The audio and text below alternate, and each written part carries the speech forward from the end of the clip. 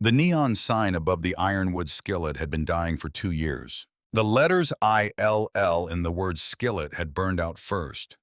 Then the K flickered into permanent darkness 6 months later, leaving behind a stuttering red glow that spelled out something that looked vaguely like IROWODSET against the black October sky. The owner, a retired trucker named Bud Calloway, who lived 3 states away and managed the diner entirely by phone, had been promising to fix it since the summer before last. Nobody held their breath anymore.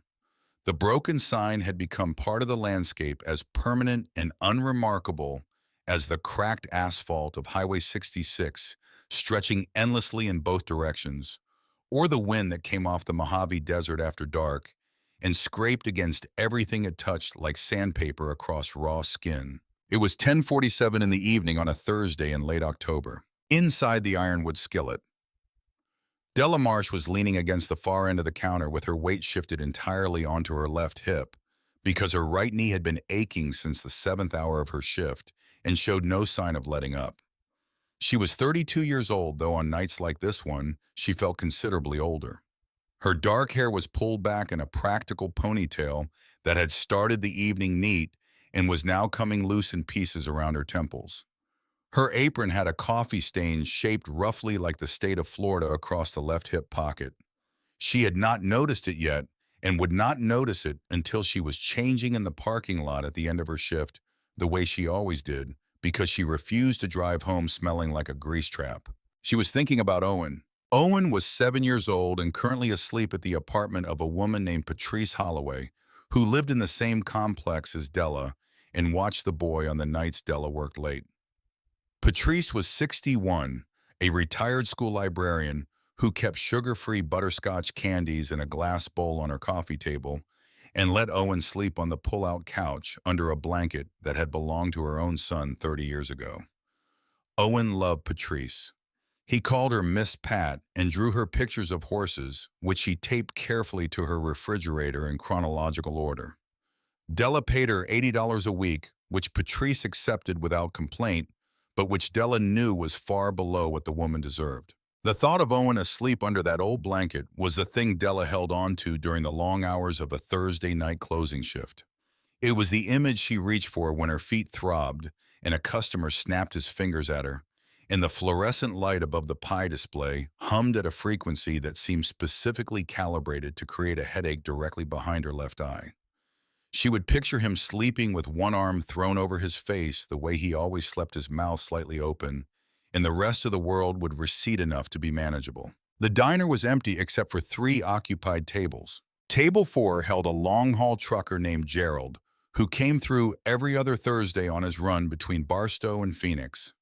He had ordered the chicken fried steak 45 minutes ago, eaten it in 12 minutes, and had been nursing a decaf coffee and staring at his phone ever since. He would leave a $4 tip because he always left a $4 tip, and Della appreciated the consistency more than she could explain. Gerald never snapped his fingers. Gerald never asked where his order was. Gerald ate what he ordered, left what he always left, and went back to his truck and continued west. And in a world that contained a significant number of people who made her work harder than it needed to be, Gerald was a man she had come to regard with something approaching affection. Table 9 near the window had a young couple who had come in 2 hours ago during what passed for a dinner rush on a weeknight, ordered breakfast food, and were now sharing a single slice of lemon meringue pie and talking in the low, careful voices of people who were either falling in love or ending something. Della had not yet determined which. The body language read as both simultaneously the particular closeness of people who had reached a moment of decision and were still suspended in it before the weight of the thing came down one way or the other. Table 11 was empty but had not been bussed yet, and the sight of it nagged at the corner of her attention the way undone tasks always did. Clem Hadley was in the kitchen. Clem was 63 years old, a compact and weathered man with a white mustache that he maintained with a precision that stood in sharp contrast to the rest of his appearance, which could be described charitably as lived in. He had been cooking at the ironwood skillet for 11 years longer than any other employee, longer than 2 ownership changes, and one brief period during which the diner had attempted to rebrand itself as a Southwestern fusion concept before quietly abandoning that experiment and returning to chicken fried steak. Clem had lived in the Mojave his entire life, had worked cattle on his father's ranch as a boy outside Victorville, and had been cooking short order since before Della was born. He approached the flat top with the unhurried competence of a man who had long ago made his peace with the particular demands of his existence and found them on balance acceptable.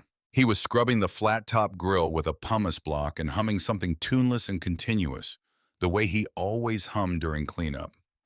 Della could hear it through the kitchen window, a low vibration beneath the hum of the refrigeration units, and she had come to think of Clem's humming as a kind of ambient signal, the sound that meant the kitchen was in order, and the back of the house was accounted for, and the night was proceeding along lines that did not require her full attention. She would miss that signal later when it stopped. Corbett Slade was not in the kitchen, and he was not on the floor, and he was not at the register. Corbett Slade, the night manager of the Ironwood Skillet, was in his office, which was a room barely large enough to contain a desk, a filing cabinet, and the atmosphere of a man who resented every aspect of his current employment. The office was located at the back of the building, past the dry storage, and the employee restroom separated from the rest of the diner by 2 closed doors. Corbett spent most of his shifts in that office. He emerged periodically to refill his personal coffee mug, to sign off on delivery paperwork, and to remind Della of policies she already knew and followed without being reminded. He was 47 years old, soft in the middle, with the permanently dissatisfied expression of someone who believed he deserved better and had stopped doing anything about it. He had been night manager for 3 years. In 3 years, Della had seen him handle exactly one genuine crisis, which was a small grease fire that Clem had already extinguished by the time Corbett appeared in the kitchen doorway holding a fire extinguisher and looking uncertain about which end to point at things. She did not trust him. She had never trusted him, not in the specific way she did not trust men who treated their authority over other people as compensation for something they could not name. Corbett Slade reminded her of certain men she had known in the years before she had learned to identify that quality early and put distance between herself and it quickly. She was polite to him. She was professional. She showed up on time, filled out her paperwork correctly, and kept her opinions of his management style to herself. But she had never trusted him, and over 3 years that instinct had never given her a reason to revise itself. She would learn before the week was out exactly how right it had been. The bell above the front door struck at 10:49. Della straightened up from the counter. She had a practiced instinct for reading the room in the first 3 seconds after a new customer entered. You worked enough closing shifts in enough highway diners, and you developed a kind of triage sense, the ability to assess the emotional temperature of whoever was walking through the door before they had fully committed to being inside. Most late-night customers were tired. Some were lonely. Occasionally, they were drunk in a harmless, loosened way, men and women who had decided at the last minute that they wanted eggs and conversation rather than another hour alone in a motel room. These she could work with. These she understood. The 3 men who walked in at 10:49 on that Thursday night were none of those things. The first through this door was a wiry man with a neck covered in tattoos that had blurred together over the years into a single dark mass, individual images. No longer distinguishable, just shadow and faded pigment wrapping from his collarbone to behind his ears. He was somewhere in his late 30s, lean in the way of men who had been hungry at some point in their lives and never fully recovered the weight. His eyes were pale and restless, moving across the diner in quick assessing arcs, the way eyes do when their owner has spent significant time in environments where you needed to know where everything was before you made a move. His name was Nolan Pierce, though Della would not know that for another hour. Behind him came a larger man, heavy through the shoulders, with a shaved head and a beard that had been allowed to grow without particular attention. His hands were enormous, thick-knuckled, hanging loose at his sides. He had the rolling weight-forward walk of a man accustomed to moving through space, expecting resistance. He moved into the diner behind Nolan and stopped planting himself just inside the door like something architectural. His name was Dex Rumble, and he had the eyes of a man who did not think very far ahead and had made peace with that limitation. The third man was younger than the other two, maybe 25, with anxious eyes and a quality of general jitteriness that manifested in the way he kept turning his head toward the parking lot window before he had fully cleared the door. He checked the window, looked back at the other two, checked the window again. He was wearing a denim jacket that was slightly too large for him, the kind of fit that happened when a man bought clothing with the specific intention of being able to conceal something beneath it. His name was Waylon Kurt, and he was the most frightened person in the diner, which in Della's experience made him the most dangerous. Della clocked all three of them in the time it took to pull three menus from the stack beside the register. The cold air that came in with them carried the smell of cigarette smoke and something underneath it, something metabolic and stale that she associated with men who had been in a vehicle together for many hours without stopping anywhere they wanted to be seen. "Welcome to the Ironwood Skillet," she said. "Sit anywhere you like." Nolan Pierce looked at her the way certain men looked at women who worked service jobs late at night, as though the absence of witnesses entitled them to something they would not have attempted in daylight. He smiled. It did not reach the pale eyes. "Don't mind if we do, sweetheart." They walked past the front booths, past the center tables, past table 11 with its unclear dishes and the lemon meringue couple who did not look up.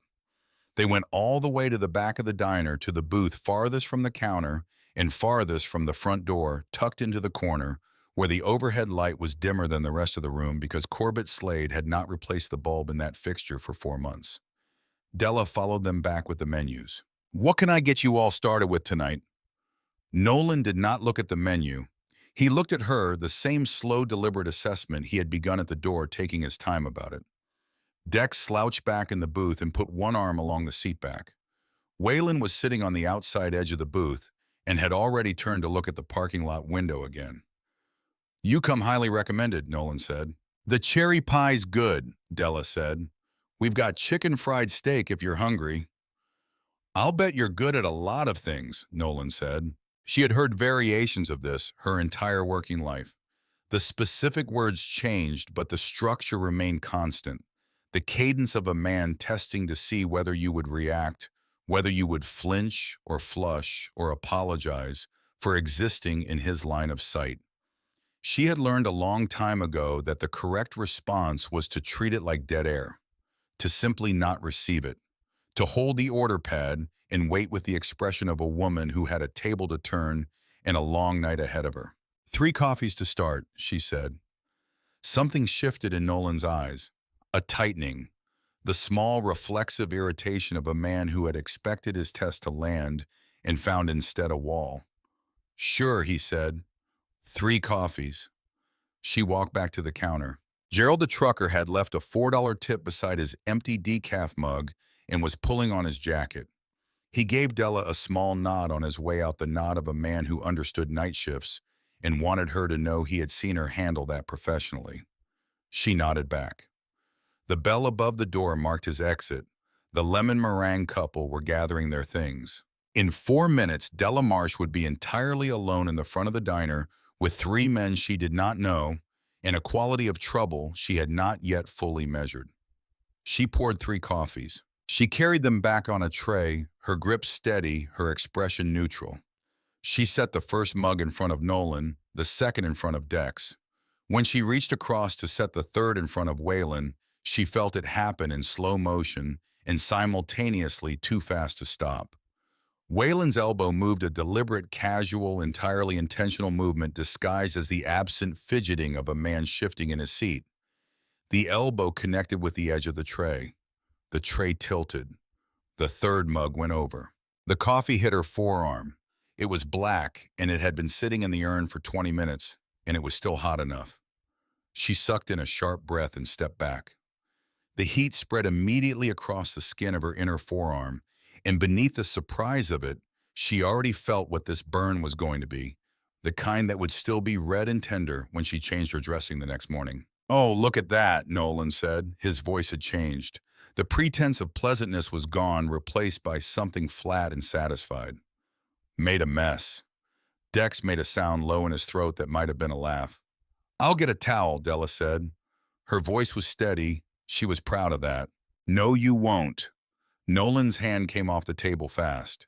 He had her wrist before she had taken a full step, his fingers wrapping around the burned forearm and squeezing.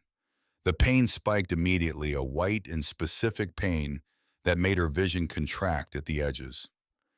"Get on your knees and clean it up." From the kitchen window, Clem Hadley's voice cut across the diner. "Hey!" The pumice block hit the stainless steel counter with a sharp crack.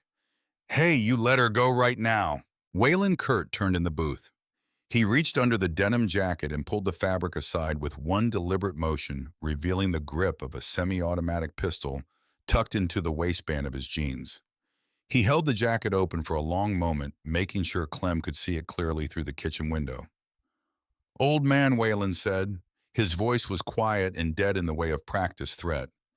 "You turn back around and finish washing your dishes." Through the window, Della saw the color leave Clem's face. She saw his eyes move from the gun to her and then back to the gun. She saw him weigh it. She saw the weight of 63 years of a man's life pressing down on one side of that calculation, and she willed him silently to step back, not to be a hero, not to do anything that would cause Waylon's hand to move from the jacket fabric to the pistol grip. Clem stepped back. He disappeared into the shadow of the kitchen. Nolan's grip on her arm tightened.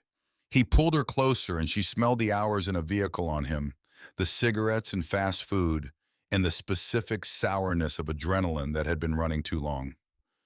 "Here's what's going to happen," Nolan said very quietly. "You're going to walk over to that front door and turn the lock. And then you're going to stand right there and be very quiet and very cooperative, and nobody in this building is going to get hurt. You understand me?" Della's heart was moving fast and hard in her chest. She could feel the pulse of it in the burned forearm where Nolan's fingers pressed. She thought of Owen. She thought of him sleeping under the old blanket with his arm over his face. She thought of Patrice's sugar-free butterscotch candies in the glass bowl on the coffee table. "Take the money in the register," she said. Her voice was lower now, the steadiness harder to maintain. "Just take it and leave. Please." Dex Rumble slid out of the booth and stood to his full height. He moved toward her from the left, blocking the aisle between the booth and the counter. "We're not here for the register," Dex said. In that moment, Della became acutely aware of the geometry of her situation. Nolan had her wrist. Dex was to her left. Waylon was behind her with a gun. Corbett Slade was in his office at the back of the building with two closed doors between himself and everything currently happening. Clem was in the kitchen and had the good sense to stay there. Gerald the trucker was on I-40 by now. The young couple had left 4 minutes ago. The nearest occupied structure on this stretch of Highway 66 was a Shell station 3 miles east that closed at 10. The nearest police station was 28 miles away in San Bernardino proper. It was 10:56 p.m. She was alone. And then from the hip pocket of her apron, where she kept her order pad and 2 black pens, and the small personal cell phone she was technically not supposed to have on the floor during her shift, Della Marsh made a decision. Nolan had her right wrist. Her left hand was free. She let her left arm hang. She let it hang the way the arm of a frightened woman hangs when she has run out of options and is trying to make herself small. She let it hang for 3 full seconds while she held Nolan's pale gaze and kept her expression in the register of fear, which was not difficult because the fear was entirely real.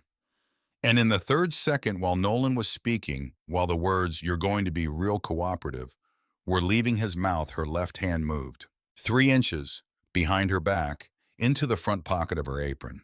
Her thumb found the phone by feel. Her thumb found the home button. Her thumb pressed twice in the pattern she had set 6 months ago when she read an article about safety protocols for solo night workers. A pattern she had practiced in the dark, the way some people practice fire escape routes.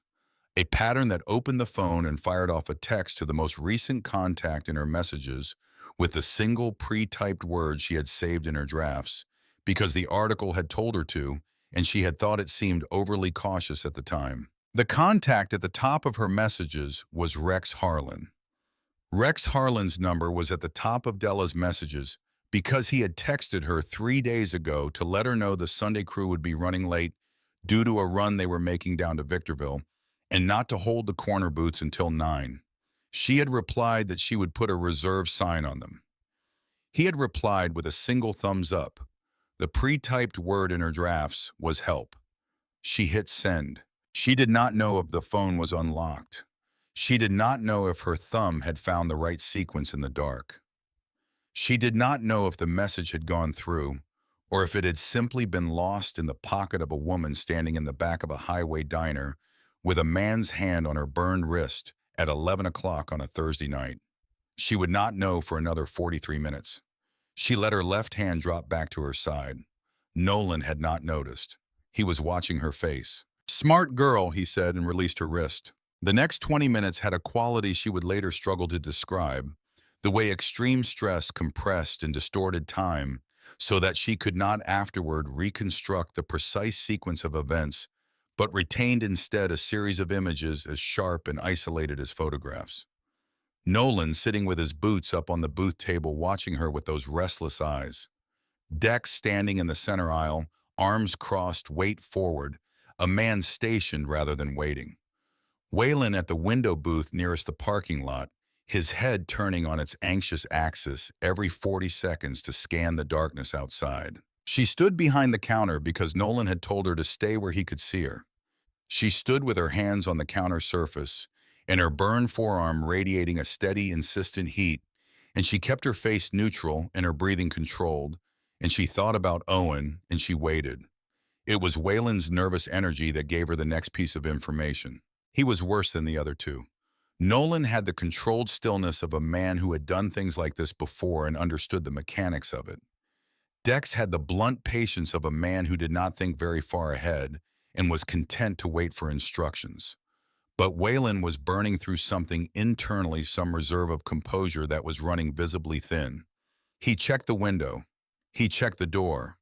He shifted his weight left to right, the rhythmic fidgeting of a man carrying a secret that was too heavy to hold still under. At some point in his fidgeting, he reached into the pocket of the denim jacket.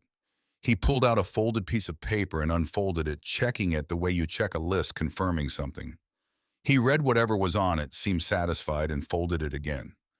But he had pulled it from the jacket with the carelessness of a man too preoccupied with his own nerves to be careful. And when he shoved it back into the pocket, the fold caught on the pocket edge, and the paper fluttered out. It fell onto the floor beside the booth. Waylon did not notice. Della noticed. She watched it fall. She did not look at it directly. She kept her eyes on Nolan on the middle distance on the pie display.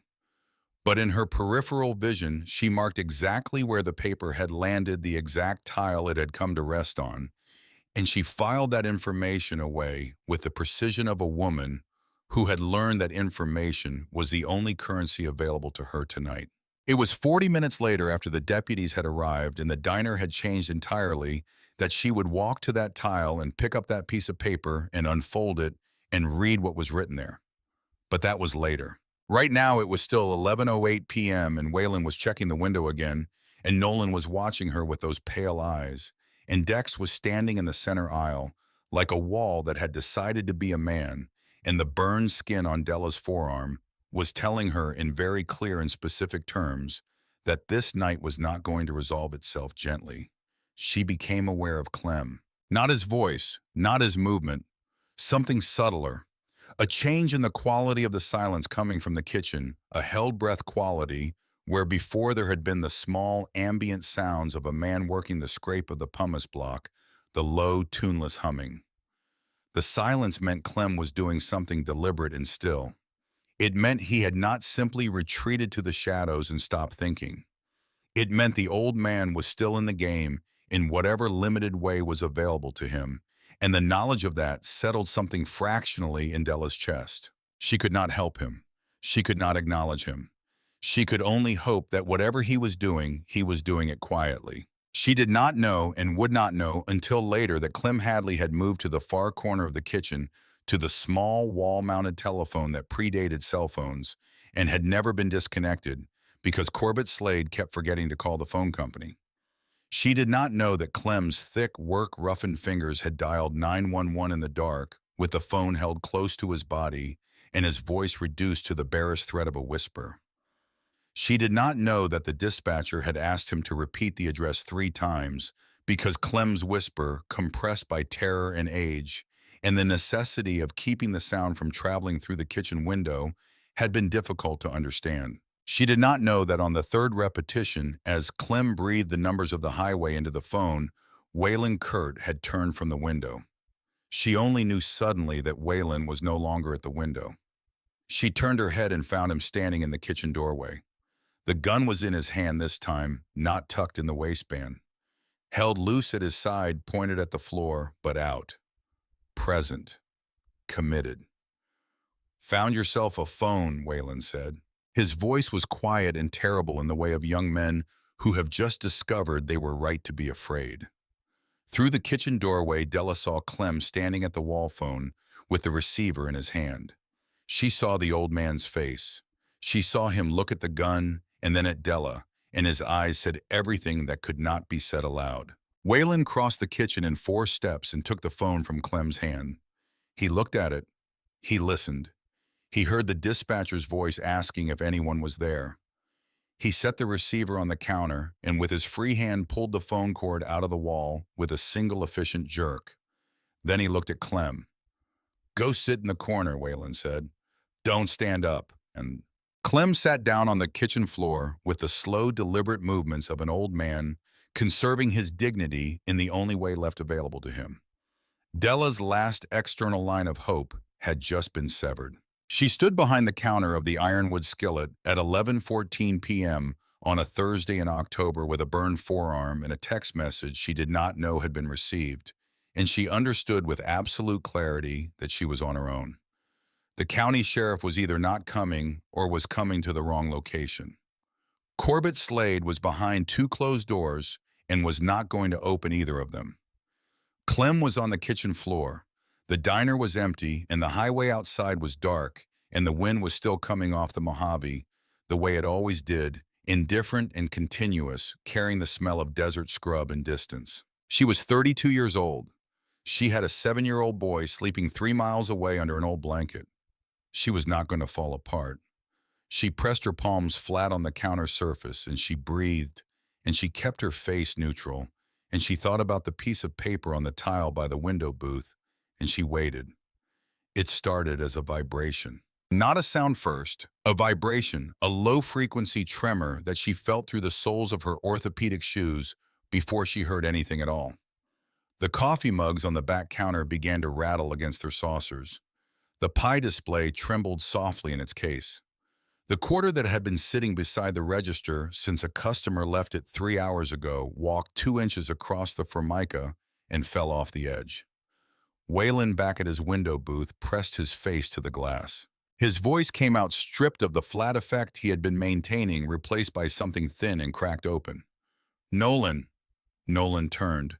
"Nolan, look at the lot." The vibration had become a sound now, a sound building from below the threshold of identification into something unmistakable. It was not one engine. It was not 2. It was the accumulated mechanical voice of many engines, modified and heavy, and running together in the loose synchronized way of a group that had been riding long enough to fall into natural rhythm. It rolled across the desert like something geological, like a disturbance in the earth itself. And then the headlights swept across the diner windows. Dozens of them. They came from the west, from the direction of the highway, and they moved in a loose formation across the parking lot. And the light they threw through the plate glass windows of the ironwood skillet crossed the linoleum floor in long sweeping arcs that moved through the diner like a wave. The pie display, the counter, the center tables, the back booth where Nolan Pierce had sat for the past hour with his boots on the table watching a woman he thought he had entirely under his control. Waylon was standing now, the gun coming up. "How many?" Nolan said. I can't count. There's Nolan, there's a lot of them." Nolan's boots came off the table. He was on his feet, and for the first time since he had walked through the door, the quality of absolute control had left his face. He looked toward the front windows, toward the shifting headlights cutting through the glass, and in his eyes, Della saw something she had not seen there before. Uncertainty. The engines outside cut down one by one, not all at once, but in sequence, the way a formation of riders shuts down, when the lead rider shuts down each bike going quiet in a rolling diminuendo that left behind an idling bass. The walls of the diner continued to transmit as vibration even after most of the sound was gone. Outside through the windows, the headlights had gone to the low, steady glow of parked motorcycles. Heavy boots hit the asphalt. One set, then more. Nolan moved fast, crossing to the counter, putting himself beside Della in a way that was meant to be controlling, but had in it the quality of a man using cover. He grabbed her upper arm. Not the burned forearm this time, the other one. Not a word, he said. The front door of the ironwood skillet opened. The bell above it rang once sharp and clear and then was immediately irrelevant. The man who came through the door first was 6 feet 3 inches tall and wide across the shoulders in a way that was not fat and not simply muscle, but rather the accumulated physical density of a man who had lived hard and long and absorbed the impacts of that living into the architecture of his body. He was 58 years old, with a gray beard trimmed close and eyes that were a pale, specific blue, the kind of blue that appeared almost colorless in certain lights. He wore a black leather vest over a dark shirt, and on the back of that vest was a patch that any person with any knowledge of the American criminal landscape would have recognized immediately. The winged skull, the red letters arching above it and below it, the small diamond-shaped patch above the left breast that contained 2 characters. 1%. His name was Rex Harlan, and he had been the president of the San Bernardino Charter for 11 years, and he had come through the door of the Ironwood Skillet on a Thursday night in late October because he wanted a slice of cherry pie, and because 43 minutes ago a text message had arrived on his phone containing a single word that had caused him to put that phone in his vest pocket, lean forward on his motorcycle, and tell the 8 men riding with him that they were making a stop. Behind Rex came Hatchet Briggs, who had to angle his shoulders slightly to clear the doorframe. Hatchet was 6'4" and 290 pounds, and his hands were the size of things you did not expect to see at the ends of human arms. He had a long beard, dark going gray, and small eyes set deep in a face that had not been arranged by nature or experience into anything resembling gentleness. Behind Hatchet came Razor Voss, who was leaner than the other 2, and moved with the fluid economy of a man for whom physical confrontation had been a professional matter for a long time. Razor had a scar running from his left ear to his jawline and tattoos on both hands that covered his knuckles in a pattern that made his fists look like instruments. 3 more patch members followed them in. They fanned out across the front of the diner with the natural practice spread of men who had done this before, who understood without being told how to fill a room. The diner went absolutely silent. Rex Harlan's eyes moved across the space in a single comprehensive sweep. He did not hurry it. He took in the empty tables, the kitchen window, with no one visible through it. The man with the neck tattoos standing at the counter with his hand on the arm of the woman who had worked this diner for 3 years and who had on a rainy night a long time ago stood between a frightened group of men and someone who wanted to throw them out into the rain. He took in the burn on Della's forearm. The red and blistering skin along her inner forearm from wrist to mid-forearm blistered in 2 places where the coffee had pooled before she had been able to shake it off. He took in Nolan's hand on her arm. He stood still for a moment. Then he reached into his riding gloves and pulled them off slowly, 1 finger at a time, and tucked them into his belt. He looked at Della. Della! His voice filled the room without effort, the way certain voices do not by volume, but by weight. These men causing you trouble, Nolan Pierce, whose entire existence had been built on the ability to read a room and identify who held power in it, made the worst mistake of his life. He had been inside medium security facilities. He had run with hard men in difficult places. He had learned to perform fearlessness in front of people who could smell fear, and the performance had become so practiced that it had grown indistinguishable from the real thing even to him. He looked at the men in the doorway, and he saw leather and gray beards, and he made a calculation based on the visible rather than the understood. He did not look at the patches. "We're in the middle of something here," Nolan said, his voice steady. "Private matter. You boys want pie? Sit down and wait your turn. Otherwise, the door is right behind you." The silence that followed was different from the silence that had come before it. It had texture and weight. It had the quality of the moment before a natural event, the held stillness of air before a pressure system moves through. Hatchet Briggs turned his head slowly to look at Rex. A smile moved across Hatchet's face. It was not a warm smile. It was the smile of a man who had just been given permission to do something he was very good at. Rex Harlan did not smile. He looked at Nolan Pierce for a long moment. He looked at the hand on Della's arm. He looked at the burn. He looked back at Nolan's face. He began to walk. His boots struck the linoleum in a measured, unhurried rhythm. Behind him, Hatchet and Razor moved with the same unhurried quality, but the trajectory of their movement spread across the diner in a way that covered the angles without appearing to. 3 more members shifted along the walls. In 8 seconds, without a word being spoken, the exits were no longer exits. Waylon Kurt, standing by the window booth, had gone the color of old paper. His eyes were locked on the patch on Razor Voss's chest. The diamond. The 2 characters. He knew what it meant. He knew it the way anyone who had spent time in the American underworld knew it, not as an abstraction, but as a physical fact about the world he lived in, a fact with weight and consequence.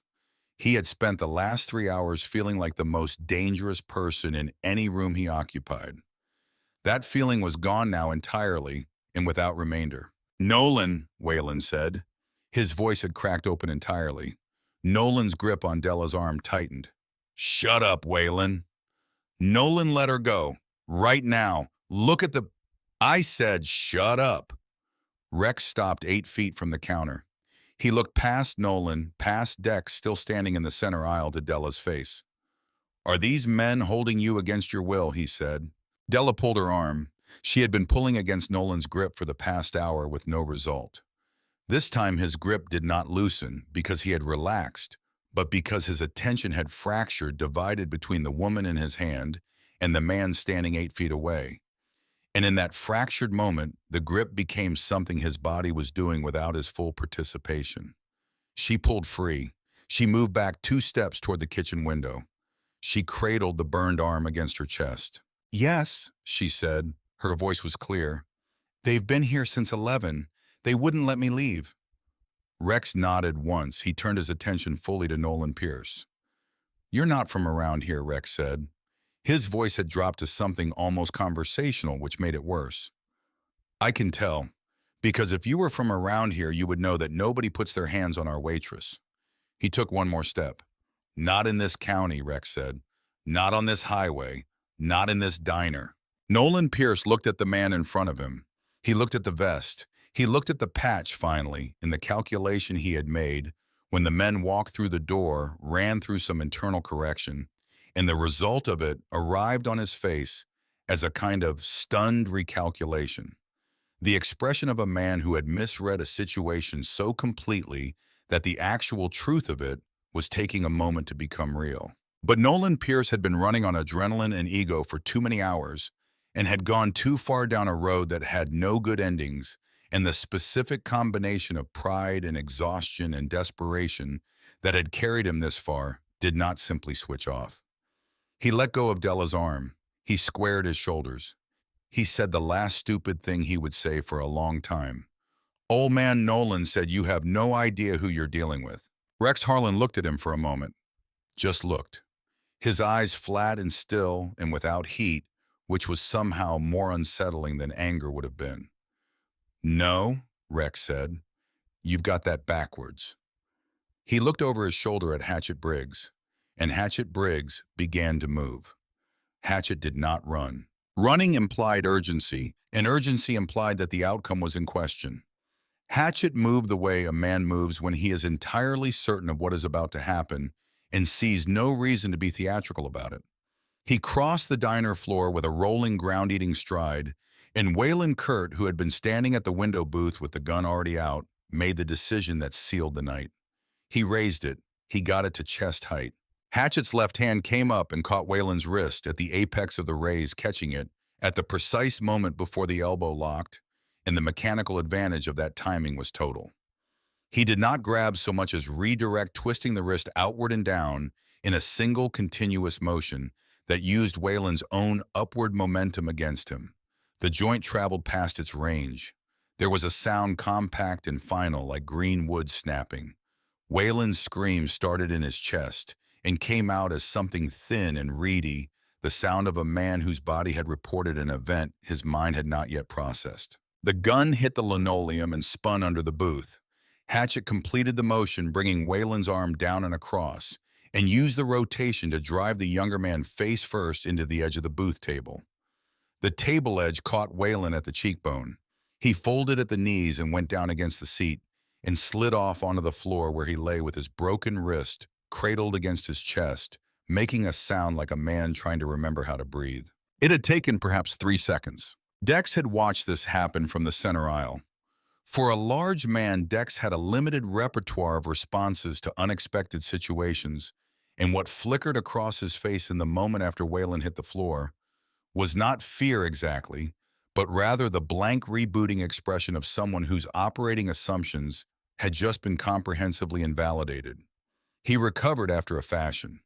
He reached into his jacket pocket and produced a folding knife, snapped it open with the practiced one-handed motion of a man who had done it many times, and moved toward Rex. Razor Voss stepped in front of his president. Razor did not draw anything. He did not reach for anything. He simply stepped into the space between Dex and Rex with the economy of a man who had been doing this specific kind of work for 20 years and had long ago stopped needing props for it. When Dex thrust the knife forward, Razor's body had already moved. He went left and slightly forward inside the arc of the thrust, and his right hand caught Dex's forearm just below the wrist. He used the forward momentum, taking it and redirecting it, and brought his knee up into Dex's midsection with a force that expelled the air from Dex's lungs in a sound that was more industrial than human. Before Dex could begin to process the absence of Air Razor's left hand, the knuckles tattooed with letters that had faded into a dark continuous band connected with the right side of Dex's jaw. Dex's eyes went away. He went down heavily, his full weight committing to the fall without any of the muscle participation that constitutes a controlled descent. He hit the floor and did not move. The knife skittered across the linoleum and came to rest against the base of a table leg. The diner was quiet again. Nolan Pierce was standing at the counter. He was alone now in the way that a man is alone, when the context that gave him his sense of himself has been removed, when the crew and the gun and the story he had been telling about who he was have all been suddenly and completely stripped away. He was standing at the counter of the Ironwood Skillet in San Bernardino County at 11-something on a Thursday night, and he was in the most fundamental sense by himself. Rex crossed the remaining distance between them. He was not hurrying. He had not hurried at any point in this process. He stopped in front of Nolan Pierce and looked at the man for a moment, his eyes moving across Nolan's face with the thoroughness of someone taking inventory. Then Rex reached out and took the front of Nolan's jacket in one hand. He lifted. Nolan came up onto his toes. He was not a small man, but Rex was not lifting with effort. The hand in Nolan's jacket front was simply an extension of a decision that had already been made, and the decision had the quality of something geological, something that was going to happen regardless of what Nolan Pierce thought about it. "You burned her arm," Rex said. His voice was very quiet, quieter than it had been at any point in the evening. In Della's experience, this was the register in which men said the things they most meant. The loud ones were performing. The quiet ones had already decided. That was Wayland, man, that was. "You burned her arm," Rex said again in exactly the same tone as though Nolan had not spoken. "You put your hands on her. You told her to get on her knees in her own place of work." He paused. "And then you sat in her diner for an hour and let her stand there with that burn, and you did not once consider that you had done something that was going to require accounting for." Nolan's mouth moved. Nothing came out. Rex turned his head slightly toward the spilled coffee still marking the linoleum, the dark stain that had spread from the tile near the window booth, and dried at the edges into a pale, irregular ring. "You made a mess," Rex said. "Clean it up." He released Nolan's jacket. Nolan stumbled back against the counter. He looked at Rex. He looked at Hatchet, who was standing 2 feet away with his arms at his sides, and the patient expression of a man who was hoping for additional instructions. He looked at the coffee stain on the floor. "I don't have anything to—" "Take off your jacket," Razor said from behind him. Nolan's hands went to the jacket. There was a quality to the silence in the diner as Nolan Pierce removed his jacket and got down on his knees on the linoleum floor that Della would spend a long time afterward trying to find words for. It was not triumphant. It did not feel like victory. It felt more like the restoration of a specific order, the correction of a wrong that had been introduced into the world and was now being methodically removed from it. The men standing in the diner were not watching with satisfaction. They were watching the way men watch a thing that needs to be done, being done with attention and without cruelty, and with a gravity that had nothing theatrical in it. Nolan Pierce scrubbed the linoleum with the sleeves and hem of his own jacket. He scrubbed until Hatchet told him it was clean, and then scrubbed a little more because Hatchet did not speak again immediately, and in the absence of instruction, the safe thing was to keep going. When he finally stopped, he stayed on his knees looking at the floor, his breathing ragged in a way that had nothing to do with exertion. Rex was no longer watching him. Rex had turned and was walking toward Della. The hardness that had been in his face during the confrontation changed as he covered the distance between them. It did not disappear. It shifted the way light shifts when it moves from one surface to another, revealing different qualities in what was always the same source. He stopped at the counter. He looked at her arm, at the angry red landscape of the burn running across her inner forearm, blistered in 2 places. "Stitch," Rex said not loudly. One of the members who had been stationed along the wall straightened and moved forward. He was a man in his mid-50s, lean and deliberate in his movements, with a close-cropped gray beard and eyes that looked at things with clinical attention rather than judgment. He carried a worn leather satchel over one shoulder that he set on the counter with the ease of a man who had done this in many places under many different circumstances. His road name was Stitch Calloway, and before he had been anything else, he had been a field medic attached to an infantry unit for 2 tours in the Gulf, the kind of work where you learn to treat a wound with whatever was in arm's reach, and learned equally fast that hesitation cost more than the supply shortage did. He had come home in 1992 and spent 3 years not sleeping well before Rex Harlan had walked into the bar where Stitch was drinking alone on a Tuesday and sat down without being invited and stayed until last call. That had been the beginning of something that had lasted 17 years and showed no sign of ending. He had been with the San Bernardino Charter ever since, and in those years, there had not been a significant injury among the membership that Stitch had not been the first to treat, and there had been several that, by the quiet assessment of the men involved, Stitch had handled with a competence that the nearest emergency room might not have improved on. He opened the satchel. He looked at Della's arm without touching it first with that clinical cataloging attention.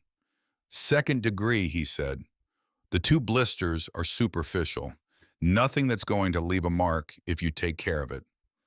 He reached into the satchel and produced a tube of burn ointment and a roll of sterile gauze. "This is going to feel cold first, and then a lot better." "Okay," Della said. Her voice when it came out surprised her. It was steadier than she had any right to expect. The adrenaline of the past hour was still moving through her in waves, and her hands were not entirely steady, and the air in the diner still carried the residue of what had happened in it. But her voice was steady. Stitch applied the ointment with cotton gauze, working from the outer edges of the burn inward, careful of the blisters. His hands were deft and unhurried, the hands of a man who had learned that speed in this kind of work was less important than precision. "You do this before?" Della asked. "Burn specifically, more than I'd prefer." He began wrapping the forearm in clean gauze, the technique precise and even, no gaps, no pressure points. "Keep it clean. Change the dressing morning and night. Don't let the blisters dry out. Don't pop them deliberately. And if you see any red streaking moving away from the burn site after 2 days, go to an urgent care." Streaking means infection, Della said. Stitch looked up at her briefly. Yes, you know your medicine. I had a kid, Della said. Kids create situations that require you to know certain things. Something in Stitch's face moved. Not quite a smile. The acknowledgement of one kind of knowledge by someone who possessed a different kind. How old? 7. He finished the wrapping and secured the end with 2 strips of medical tape. He looked at his work with the brief assessing look of a craftsman checking something completed. Good kid, the best one, Della said. Stitch nodded once as though this was the correct answer and began repacking his satchel. Behind them, Hatchet had zip-tied Nolan Pierce to the base of the cast-iron counter support, using restraints from his saddlebag heavy-gauge black plastic that was not going to yield to any effort Nolan could reasonably mount. Dex had been zip-tied similarly to the base of a booth table. He was conscious again sitting with his back against the booth, his jaw beginning to show the architecture of what tomorrow would be an impressive bruise. He was looking at nothing in particular with the careful blankness of a man who has decided that the safest course available is to be as unremarkable as possible. Waylon Kurt was still on the floor beside the window booth. His broken wrist was wrapped against his chest with his good arm. He was very pale. He had stopped making sounds, which Della interpreted not as improvement, but as the transition from acute pain to the strange, dissociated quiet that sometimes followed it. Rex was standing by the front counter looking at his phone. He looked up when Della approached. You sent me a text, he said. I wasn't sure it went through. It went through. I didn't know if you'd see it in time. Rex looked at her for a moment. We were 40 minutes out on the 15 coming back from a sit-down in Fontana. We were going to stop here for pie anyway. He paused. Doesn't matter. We would have come either way. Della absorbed this. I know you would have, she said, and found that she meant it entirely. From the kitchen doorway, Clem Hadley emerged. He had the careful movements of a man who had spent time on a floor and was feeling it in his joints, but he was upright and his mustache was intact, and his expression was the particular expression of a man who was furious at himself and managing it with difficulty. I tried to call, he said to Della. The kid pulled the cord. I know, Della said. I saw. I should have done it earlier. I should have called the minute they... Clem, she put her good hand briefly on the old man's arm. You did what you could.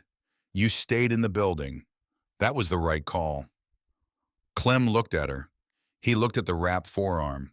He looked at Waylon on the floor and Nolan tied to the counter support and Dex against the booth with his ruined jaw. Is that boy's wrist broken? Clem asked, nodding at Waylon. Yes, Stitch said from behind them. Distal radius. He'll need a hospital. I'll call for the ambulance when the deputies get here, Rex said. He was already moving toward the back hallway. He stopped in front of the office door. He did not knock. He opened it. Corbett Slade was sitting behind his desk with his chair pushed into the corner as far from the door as the dimensions of the room permitted.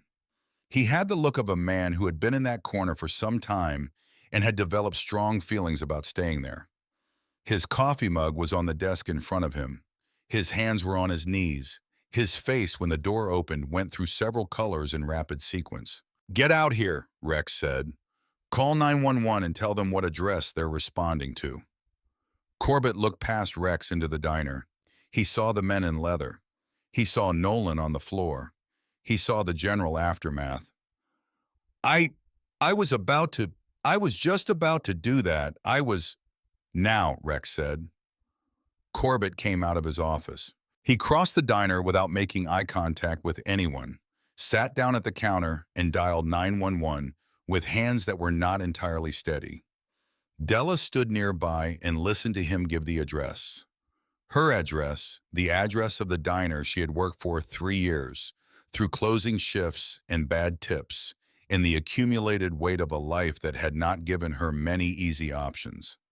She listened to him read out the highway number and the cross street and the nearest marker, all of it correct, all of it complete, and she thought about what it meant that he had possessed this information for the past hour and had elected to remain behind his closed door with his cold coffee. She filed that thought away. There was something else to file away as well. She walked to the window booth. She walked to the specific tile she had marked in her peripheral vision 40 minutes ago, and she looked down, and the folded piece of paper was still there. She bent and picked it up with her good hand. She unfolded it. It was a small piece of lined paper, the kind torn from a pocket notebook. Written on it in blue ink in a neat upright hand were four pieces of information: the name of the diner, the number of the highway, the cross street, and below that, written in a different pen in slightly different ink, as though it had been added at a different time Thursday closing. One woman. 11 p.m. She looked at it for a long moment. One woman. Someone had told them she would be alone. Someone had known her schedule and had known that Thursday closing left one waitress on the floor and a manager who could be relied upon to stay behind a closed door, and had written that information down and passed it to three men who had driven across the state line with a stolen vehicle in whatever they were running from in Nevada. She turned the paper over. The back was blank. She looked at the handwriting again. The neat, upright hand. The blue ink. The numbers written in the style of someone who put a serif on their sevens and crossed their eights from the side, rather than drawing two circles, the style of someone who had spent years entering figures and columns. She had seen that handwriting on her paychecks. She had seen it on the posted schedule on the corkboard outside the dry storage room. She had seen it on the laminated daily specials cards that were updated every week in blue ink in a neat upright hand. Corbett Slade was still on the phone with dispatch when Della walked to the counter and set the piece of paper on the surface in front of Rex Harlan. Rex looked at it. He read it. He looked at the handwriting with the same quality of attention he brought to everything without hurry thoroughly. Then he looked up at Corbett Slade.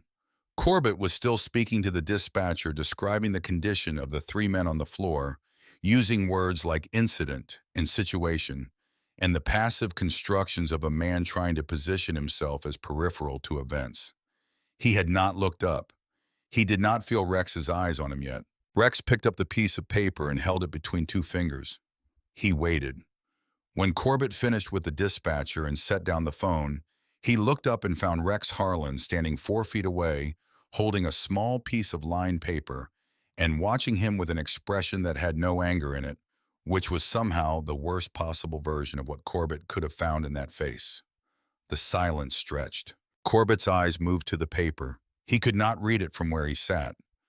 But something in the quality of Rex's attention, the direction of it, the stillness of it, performed a kind of information transfer that did not require words. The blood left Corbett's face in a single visible wave. "I don't," Corbett started. Rex set the paper on the counter between them. He did not say anything. Corbett looked at the paper. He looked at the handwriting on it. He looked at the diner name and the highway number and the words Thursday closing and one woman written in his own hand in his own ink in the style he had never noticed as distinctive, because it was simply the way he had always written. "I can explain," Corbett said. "Don't," Rex said. The single syllable had a quality of finality that made explanation not simply unnecessary, but structurally impossible, as though the space in which explanation might have existed had been closed off and sealed. Corbett Slade sat behind the counter of the diner he managed and looked at the piece of paper and did not speak. Deputy Royce Dillard arrived at 11:47 p.m. with his partner, a younger deputy named Marsh, who was not related to Della, and who had the carefully composed expression of a man encountering a scene significantly more complex than the dispatch description had prepared him for. Dillard was 22 years on the job, a lean man with a permanent tan and gray at his temples, and the composure that came not from an absence of reaction, but from long experience processing reactions quickly and moving past them. He came through the door and stood for a moment. He looked at Nolan Pierce, zip-tied to the counter support, at Dex against the booth with the bruised jaw, at Waylon on the floor with the broken wrist and the gun that had been placed on the counter in a neat row next to Dex's folding knife. He looked at the 6 men in leather vests distributed around the diner with the quality of men who have completed a task and are waiting for the administrative portion of the evening. He looked at Della at the counter with the wrapped forearm. He looked at Stitch's satchel. He looked at Rex Harlan leaning against the far counter with a fresh cup of coffee. Dillard let out a slow breath through his nose. "Rex," he said. "Royce," Rex said. "Dispatch told me armed robbery in progress." "Attempted," Rex said. "They didn't get as far as robbery, ran out of opportunity." Dillard walked the perimeter of the diner in a slow, thorough circuit. He stopped at Whalen. He crouched briefly. "This one needs an ambulance." "Stitch already called it," Rex said. "Should be here in 12 minutes. Dillard stood. He looked at the gun on the counter.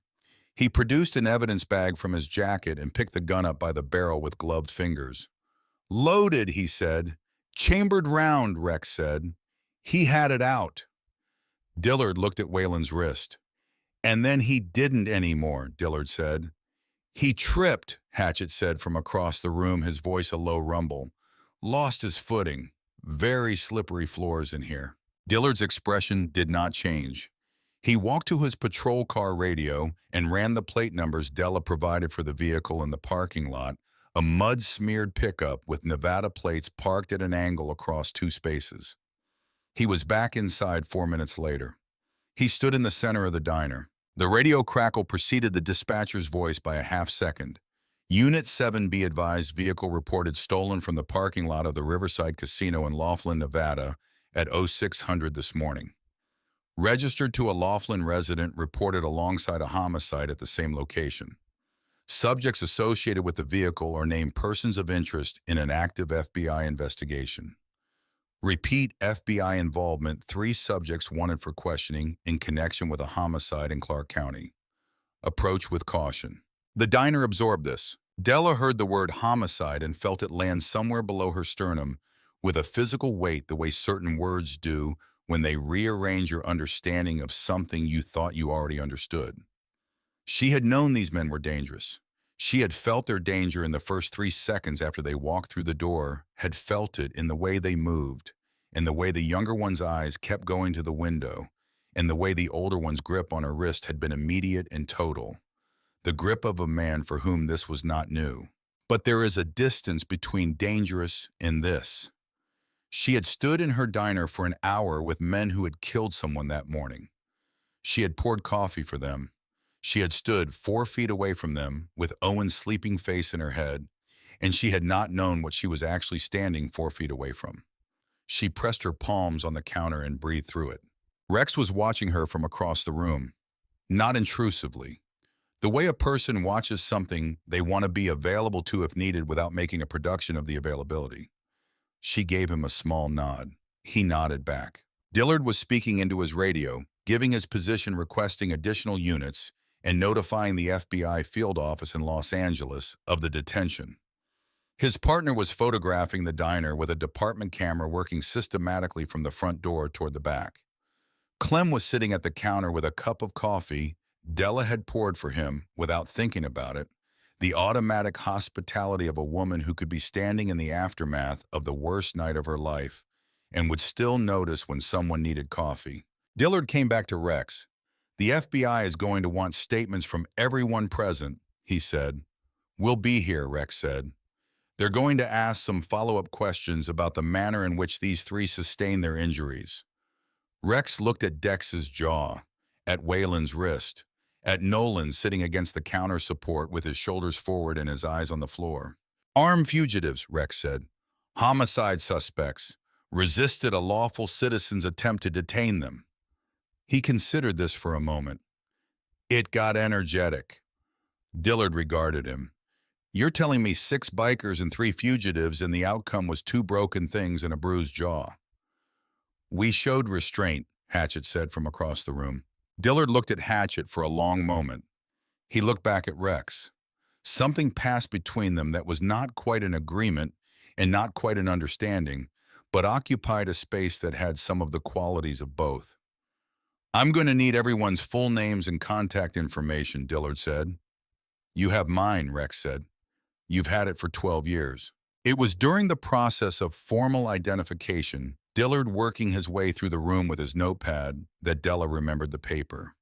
She crossed the diner to Rex, who was standing near the front windows, watching the parking lot, where additional units had begun to arrive, their lights painting the desert night in alternating red and blue. "The paper," she said. Rex reached into his vest pocket and produced it. He held it out to her. She took it. "You saw the handwriting," she said. "I saw it. You know who wrote it." Rex looked at her steadily. "I know who wrote it." "I need you to not do anything about it tonight," Della said. His expression shifted slightly. Not surprise exactly. The acknowledgement of a quality in her he had perhaps not expected to encounter in this moment. "Why tonight specifically?" he asked. "Because if something happens to him tonight, it connects to this," Della said. "And I need this to be simple. I need this to be 3 fugitives detained at a diner, FBI takes custody, everyone goes home. If Corbett becomes part of tonight's story, my story gets complicated." She paused. "And my story doesn't need to be any more complicated than it already is." Rex looked at her for a moment. "Okay," he said. "But he doesn't keep his job," Della said. "No," Rex agreed. "He doesn't keep his job." She handed the paper back to him. He put it in his vest pocket. Across the room, Corbett Slade was giving his name and address to Dillard's partner with the mechanical compliance of a man who had run out of energy for anything other than basic function. He did not look at Della. He had not looked at her since Rex had set the paper on the counter between them. He seemed to understand in the way that people who have done terrible things sometimes understand without being told that whatever was going to happen to him had already been decided and that the only variable left was timing. The ambulance arrived at 12:04 a.m. The paramedics worked on Waylon's wrist with the brisk competence of people accustomed to finding situations significantly worse than expected and getting on with it. Waylon did not speak. He had been in a private country of pain for the past hour, and he had retreated into it as far as he could go, and the country did not have much to say. Nolan Pierce. When 2 FBI agents arrived at 12:31 a.m. and identified themselves, looked up at them, and then looked at the floor again with the expression of a man doing math. He did not ask for a lawyer immediately, which told Della he was still calculating whether there was a version of tonight that ended differently. There wasn't, but she understood the instinct to keep calculating. She had spent the past 2 hours doing it herself. Dex asked for a lawyer immediately, which was the smartest thing he had done all night.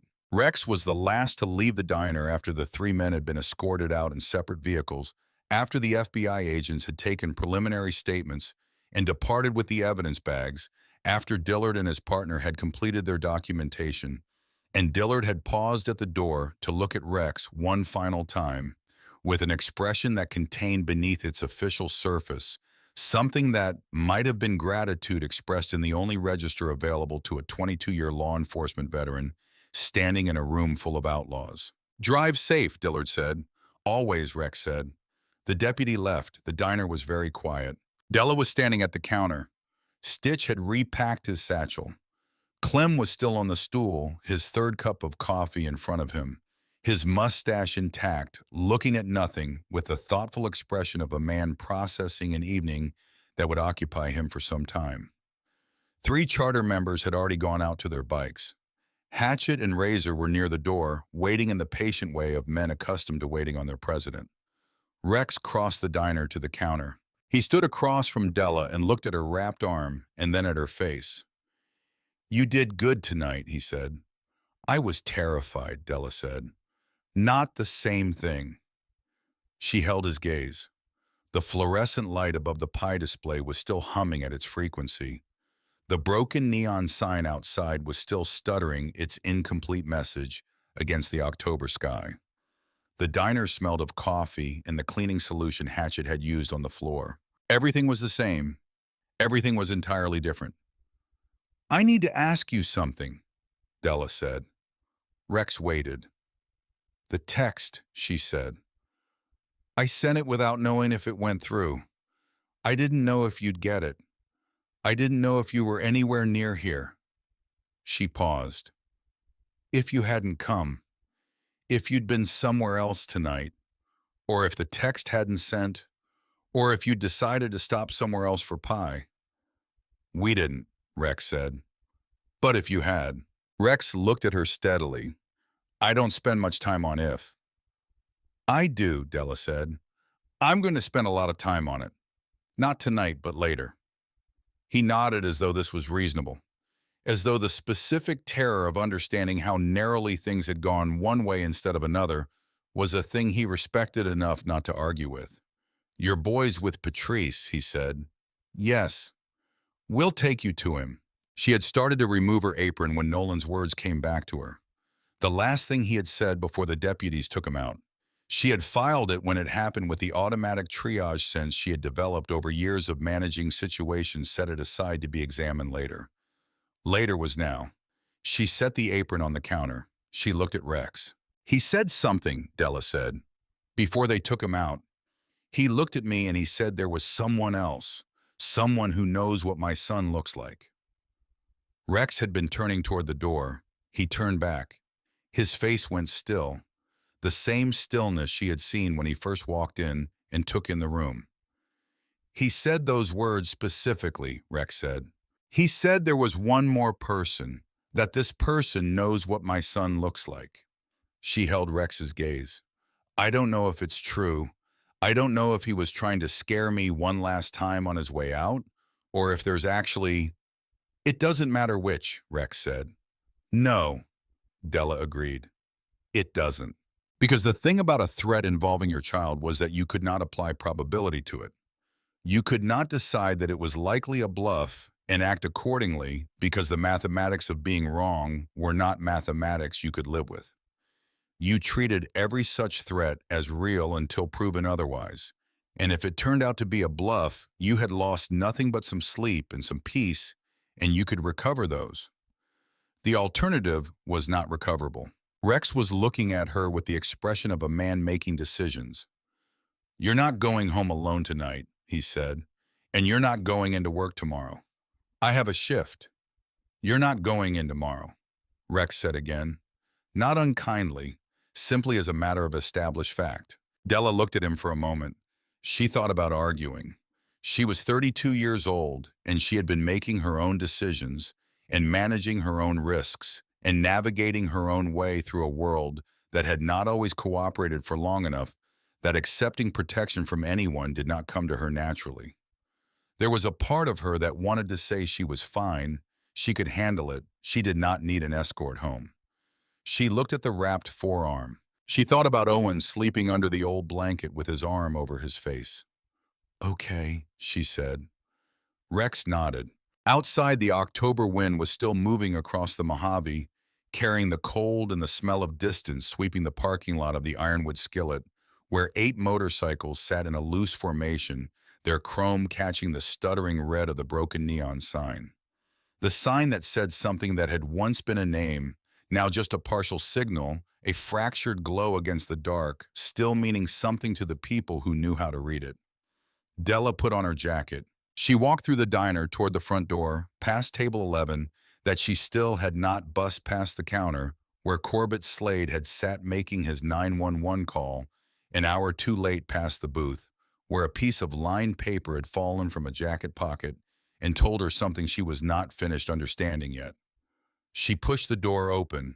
The cold hit her face. The bikes were there, their riders in position, their headlights coming on in sequence as she stepped out into the night. Hatchet near the front, Razor to the right, Rex falling in beside her on the left as she walked to her car. She got in. She put her hands on the wheel. Through the windshield, she could see the diner, the broken sign bleeding its red light across the asphalt, the plate glass windows dark now that the overhead lights had been switched off, the parking lot empty of everything except her car and 8 motorcycles, and the tire marks left by a stolen Nevada pickup that was currently en route to an FBI impound facility. She thought about what Nolan had said. One more person knows what your son looks like. She started the car. The convoy formed around her without instruction, bikes pulling in ahead and behind and to the side, a formation moving through the dark along Highway 66 toward a 2-bedroom apartment 3 miles away, where a 7-year-old boy was sleeping under an old blanket and did not know that his mother had just spent the most dangerous hour of her life and had come out of it with a burned arm and a question she was going to need to answer before she could rest. The wind pushed against the car. The lights of the convoy surrounded her. She did not sleep. She lay on her side in the narrow bed of her apartment with Owen pressed against her back, his small weight radiating heat the way children do furnace warm, and entirely trusting his breathing, the slow and unconscious rhythm of someone who had not yet learned that the world required vigilance to navigate. She had carried him from Patrice's pull-out couch at midnight, half asleep himself, his arms going around her neck with the automatic grip of a child who did not need to be fully conscious to know his mother. He had murmured something into her shoulder that might have been her name, or might have been nothing at all, and she had carried him down the exterior walkway of the apartment complex in the cold night air and tucked him into her bed because she needed him there, needed the specific reassurance of his breathing against her back and his weight shifting the mattress beside her. She lay with her eyes open and listened to the October wind against the window. Outside in the parking lot, a motorcycle idled. She could hear it from the bed, a low, continuous presence, the particular note of a modified V-twin running at low RPM, steady and unhurried and permanent seeming, the sound of someone who had elected to stay for however long staying was required. She did not know which of them it was. She had not asked, and Rex had not offered the name, simply said, as she was getting out of her car, that there would be someone in the lot until morning. Said it as a statement of established fact in the same register he used for all established facts, without room for negotiation. She had not negotiated. She lay with Owen's warmth against her back, in the motorcycle's idle below the window, and she thought about a piece of lined paper and a handwriting she recognized, and a man sitting behind a closed door while 3 fugitives made themselves at home in his diner. She thought about the weight of the word homicide as the dispatcher had read it over Dillard's radio. She thought about Nolan Pierce's face in the moment before the deputies took him through the door, the way he had turned back and found her eyes with that last deliberate look. One more person knows what your son looks like. She turned it over the way you turn a stone, looking for what was underneath it. The question was not whether to believe it. The question was what she actually knew. She knew that 3 men had come to the Ironwood Skillet on a Thursday night with specific information about the diner in her schedule. She knew that information had been written in Corbett Slade's hand.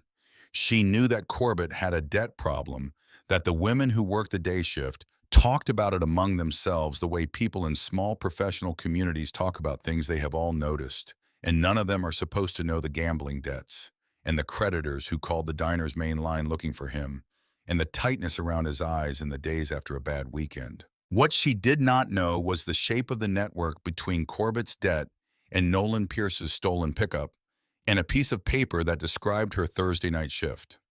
She did not know how many people were in that network or what they knew about her beyond the contents of that paper.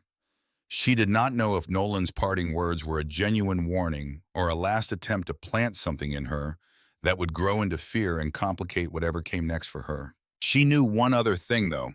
She knew it clearly, with the clarity that came not from reasoning, but from the accumulated experience of a woman who had been making difficult assessments in difficult circumstances since she was old enough to work.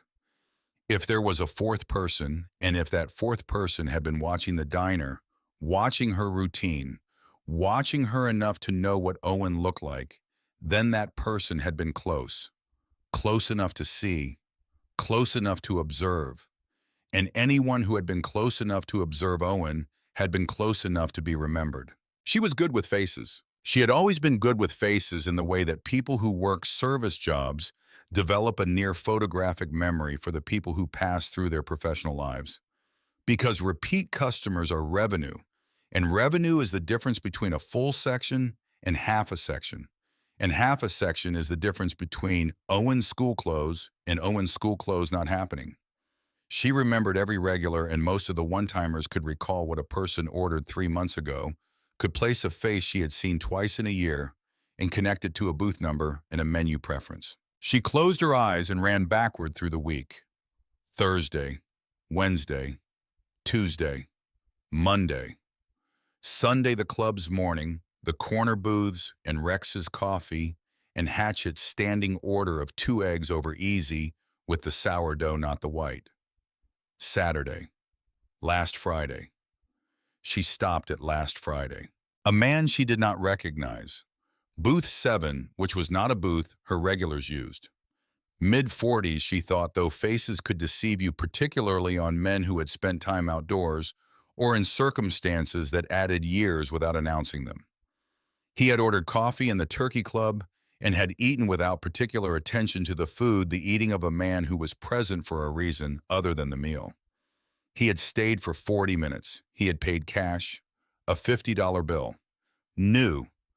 She had gone to the register to make change, and when she came back, he was standing at the door with his jacket on, already leaving. He had said, "Keep it."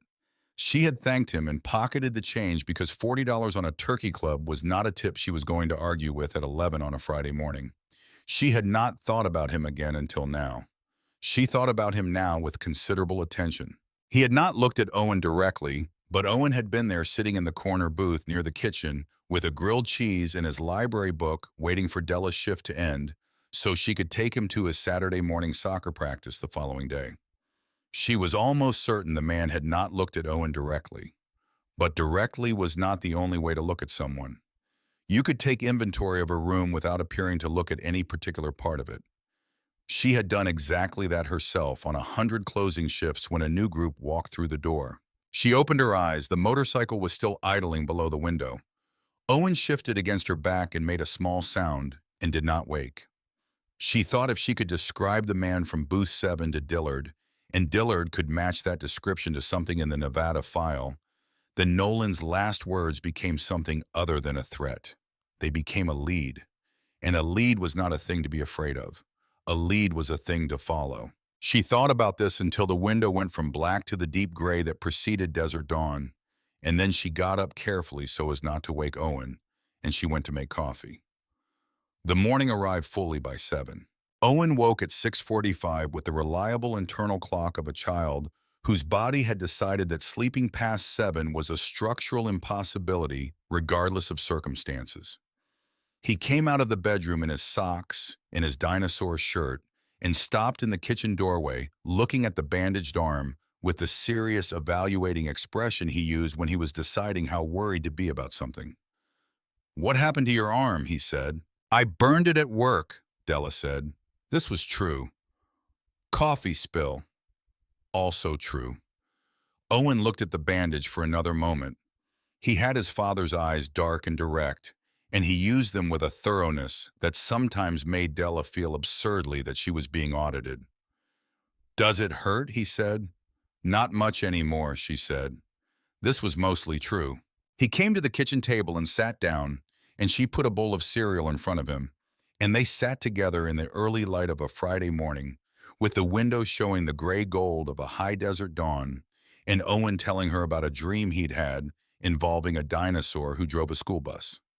Della listened with the quality of attention she brought to these mornings, the quality of a woman who understood that these ordinary minutes were the architecture of everything that mattered. The dream was elaborate and internally consistent in the way of a 7-year-old's dreams, with a plot that involved a flat tire and a substitute dinosaur and a field trip destination that kept changing, and Owen told it with the seriousness of a man reporting significant events, and Della asked the appropriate questions and refilled his cereal when he finished the first bowl and thought about the man from booth 7. At 8:15, she called Dillard's direct line. He picked up on the second ring, which told her he was already at his desk, which told her the night had not ended for him either when he left the ironwood skillet. "Della," he said, "I need to tell you something," she said, "about last Friday." She described the man from booth 7. She was precise about it in the way she was precise about faces, the approximate age, and the stillness, and the new $50 bill, and the fact that he had paid cash and not waited for change, and had been watching the room without appearing to watch the room. She described the jawline and the jacket, a dark canvas field jacket with a hood, and the way he had parked, which she had seen through the diner window. The long bed truck backed into the space, rather than pulled in, the habit of a person who wanted to be able to leave quickly. Dillard listened without interrupting. She heard him writing. When she finished, he was quiet for a moment. The FBI sent us preliminary field identifications on the Nevada case this morning, he said. There are 4 named persons of interest in the homicide. 3 are currently in federal custody. He paused. The 4th has been in the wind since yesterday morning. His name is Grady Boone, 43 years old, from Pahrump, Nevada. He drives a dark blue long bed Silverado. Della sat with that for a moment. He was at my diner last Friday, she said. That's what it sounds like, Dillard said. He was there when Owen was there. I know, Dillard said. I'm going to need you to come in and look at some photographs. I can be there at 9, Della said. She called Patrice, who said, of course, bring him over there. Our butterscotch candies and a documentary about penguins that Owen had expressed interest in previously. Della dropped Owen at Patrice's door at 8:40, kissed the top of his head, and told him she would be back by lunch. He was already through the door and asking Patrice about the penguins before she had finished the sentence. She drove to the county sheriff's substation in San Bernardino with the morning sun coming in flat and bright from the east and her burned arm resting on the door, the wrapped forearm in the window light, looking official and temporary, a thing that would heal and leave no mark if she took care of it the way Stitch had told her to. The man in the parking lot of her apartment complex had been gone when she came out. She had not seen who it was. She had seen the tire mark of a motorcycle in the light frost that had settled on the asphalt overnight, a single track leading to the visitor spot nearest her building's stairwell, and then leading out again toward the lot exit. Whoever had been there had stayed through the night and left before first light. She stood at her car for a moment and looked at that tire mark and felt something she could not name precisely, something in the register of not being alone, and she got in her car and drove. She sat with Dillard and an FBI field agent named Corrigan for 2 hours. She looked at photographs. She picked Grady Boone out of the third array without hesitation, a man who looked exactly as she remembered him from Booth 7. The same flat quality of attention she had registered without fully registering on a Friday morning a week ago when she was thinking about Owen's soccer practice and whether the turkey club was moving slowly because Clem was running low on tomatoes again. Corrigan looked at her across the table. You're certain, he said. I'm certain, Della said. I remember faces. Corrigan and Dillard exchanged a look that she had learned to read over the course of the morning, the look of investigators who have been given a piece of information that connects something previously unconnected and need a moment to let it settle into the architecture of what they already know. The Silverado was spotted at a motel off the 15, Corrigan said, 9 miles from the diner. We've had it under surveillance since early this morning, based on the plate. He paused. Your description and positive ID gives us probable cause for the warrant we've been building. How long until you move? Dillard asked. We were waiting on the ID, Corrigan said. He picked up his phone and made a call. Della sat in the chair across from the table with the photograph arrays laid out across its surface, and she listened to Corrigan give a series of terse, efficient instructions into his phone. And she thought about a Friday morning a week ago, about a man watching her diner from booth 7, while her son ate a grilled cheese and read his library book 10 feet away, and she breathed through the cold fury of it until the fury became something flatter and more useful. She had done this. She had remembered a face. She had made a phone call. She had put together a $50 bill in a backed-in truck, and a man who watched the room without appearing to watch it, and she had handed that information to people who could use it, and what happened next was going to happen because of that. Not because of the club, not because of the men in leather who had come through the door of her diner at the right moment, on the right night. Those men had done what they did, and she was grateful for it with a gratitude that had no adequate language, a gratitude that lived below words in the part of her chest where the most fundamental things resided. But they had not done this part. This part was hers. She drove back toward Patrice's apartment with the sun fully up. Now the Mojave Desert doing its morning transformation from the cold and dark thing it was at night into the bright, austere, indifferent landscape that it was by day, the scrub and the rock and the enormous sky and the highway running through it all like a seam. Her phone rang at 10:47 a.m. Corrigan. "We have him," he said. "Motel 9 miles out. He was in the room." Della exhaled slowly. "He didn't leave," she said. "He was waiting," Corrigan said. "We found a prepaid phone in the room with text traffic. He was waiting to hear from Pierce. When Pierce stopped communicating after last night, Boone stayed put rather than run." A pause. "Sometimes people make our jobs easier." "Will you need me again today?" "We'll need a formal statement, but that can wait until Monday. Go be with your son." Another pause, briefer.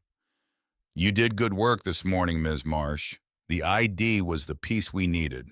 She sat in the parking lot of her apartment complex for a moment after she hung up with the engine running and the heater going and the morning light coming through the windshield at the angle that made everything look washed clean, and she let herself feel the specific quality of a thing being finished. Not the night at the diner. That would take longer to feel finished, would require the processing of weeks and months and the slow work of returning to normal until normal became real again rather than performed.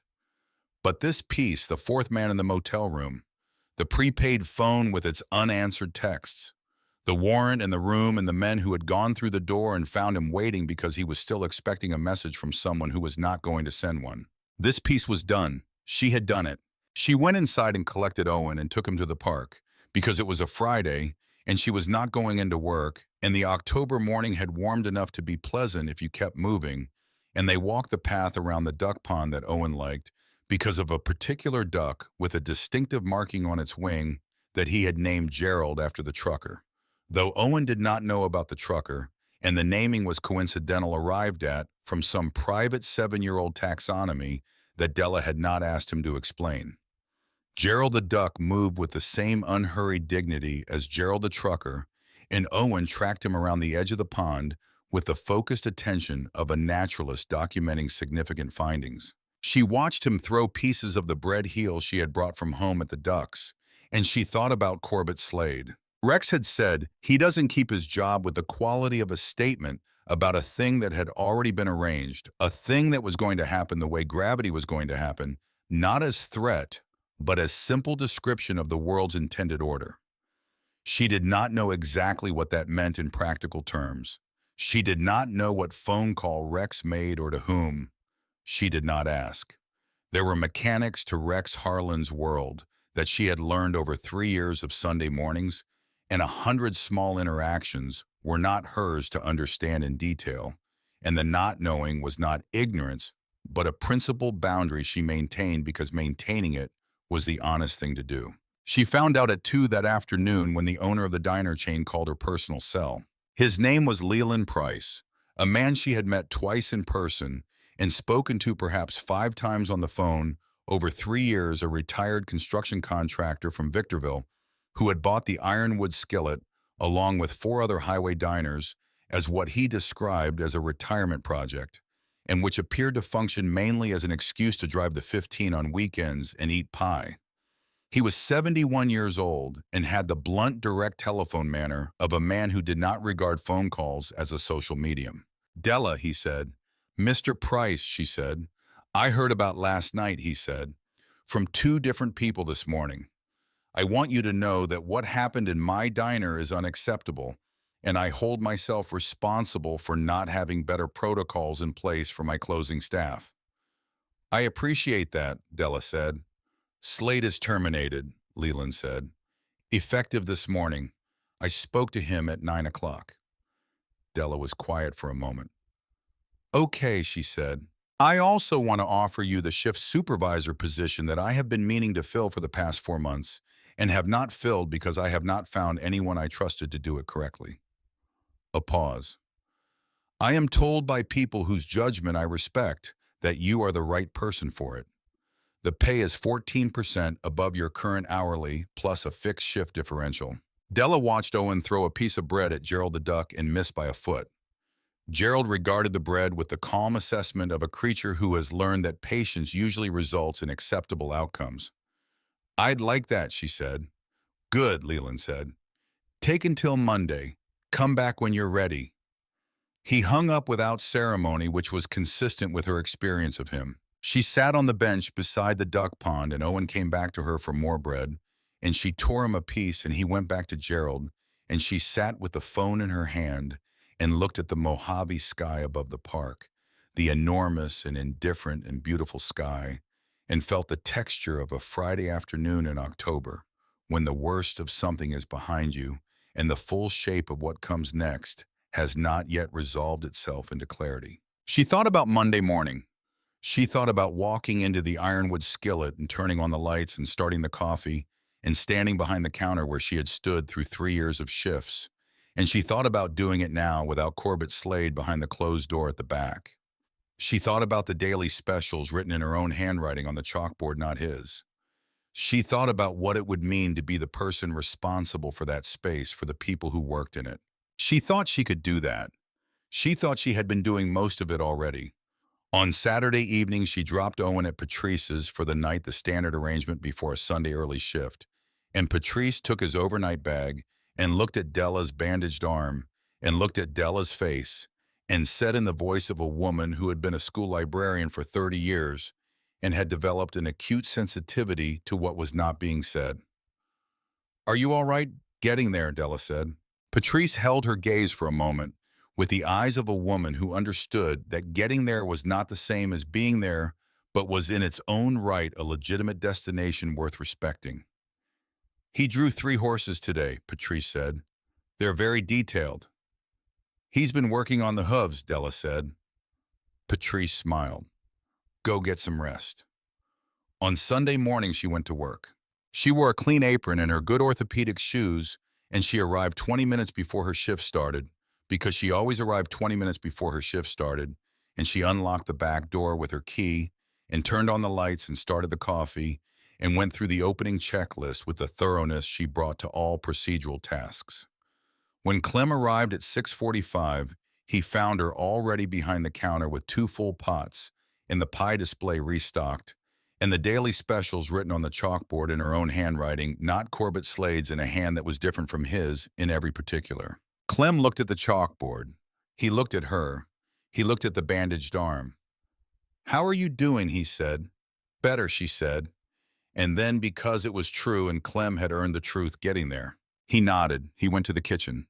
She heard the flat-top fire up and the first sounds of a morning beginning, the sounds she had been hearing for 3 years and which had become the sonic texture of a large portion of her adult life.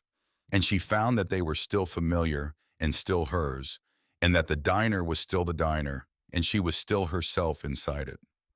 She stood behind the counter and breathed the smell of coffee and desert morning coming through the vents, and she thought that this was not nothing. This was in fact quite a lot. What she did not know yet was that sometime in the early hours of Saturday morning, a man named Corbett Slade had let himself into the ironwood skillet with his manager's key, which he had not yet returned because Leland Price's office had not yet arranged to collect it. He had sat at the counter for a few minutes in the dark and empty diner. He had taken a piece of paper from his jacket pocket, the same kind of lined paper torn from a pocket notebook, and he had written something on it, and he had put it in an envelope, and he had written Della's name on the outside of the envelope in his neat, upright hand, with the serifs on the sevens, and he had left it on the counter where she would find it. She found it when she came in Sunday morning. She stood behind the counter with the envelope in her hand and looked at her name written in Corbett Slade's handwriting, the handwriting she had recognized on a piece of paper that had fallen from a frightened man's jacket in the back booth of her diner, and she opened it. Inside was a single sheet of the same lined paper. It was blank. She stood with the blank paper in her hand for a long moment. No apology, no explanation, no account of the debt or the creditor or the particular sequence of small bad decisions that had accumulated into a catastrophic one. Just a blank page. She did not know if it was meant as an acknowledgement that no words were adequate, or as a coward's final silence, or as something else entirely that she did not have the context to interpret.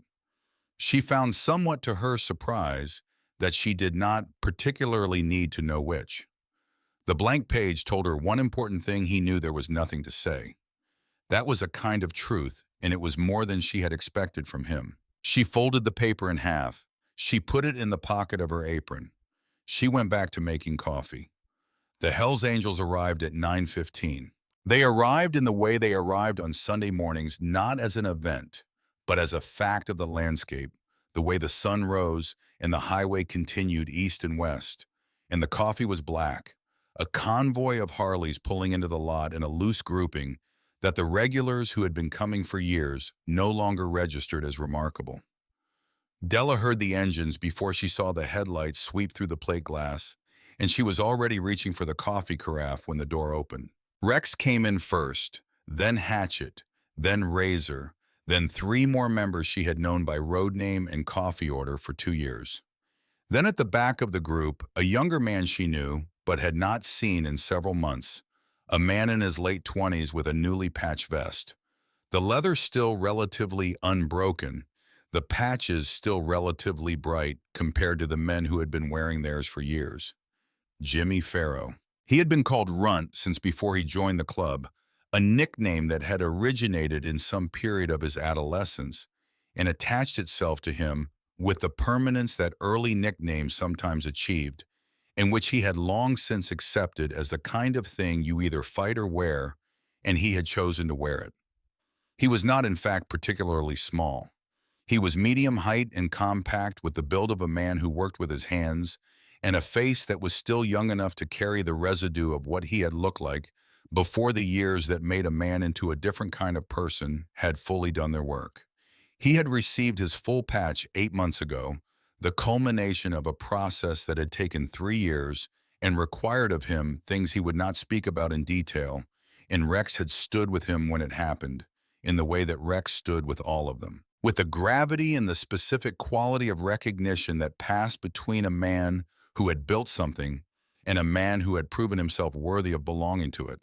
Della had known Jimmy Farrow since the night 3 years ago, when he had come into the Ironwood Skillet with the rest of the charter on a rainy Tuesday and sat at the end of the counter and ordered the meatloaf special and discovered when the check came that he was $12 short.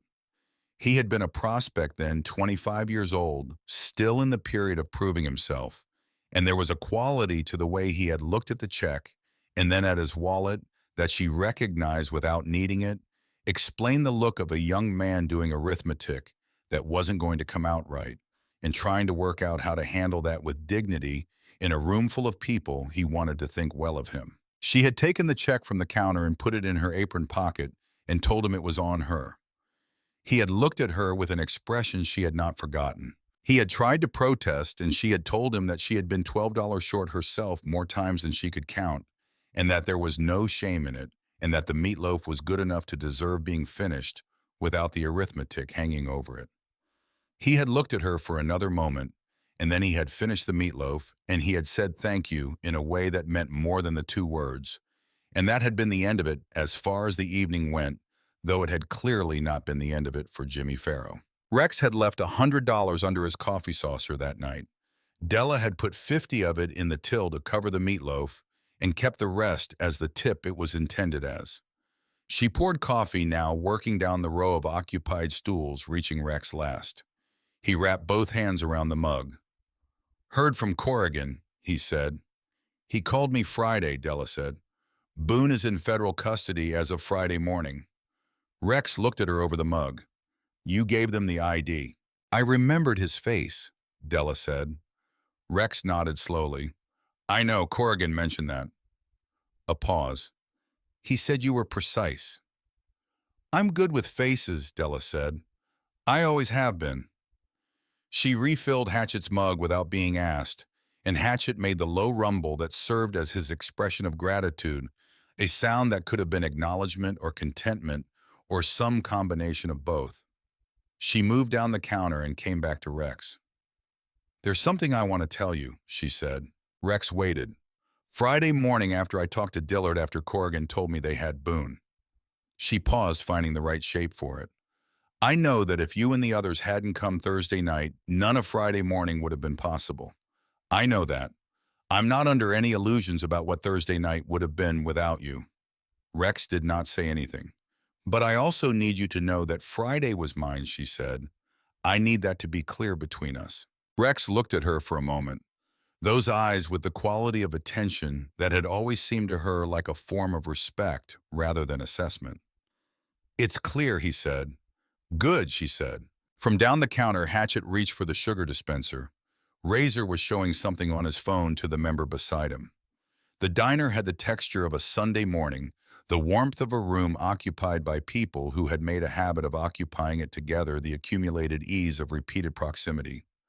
Outside, the highway was beginning to show the modest Sunday traffic of people going to church or visiting family or simply driving because the desert was beautiful in the morning, and the urge to move through it was hard to resist.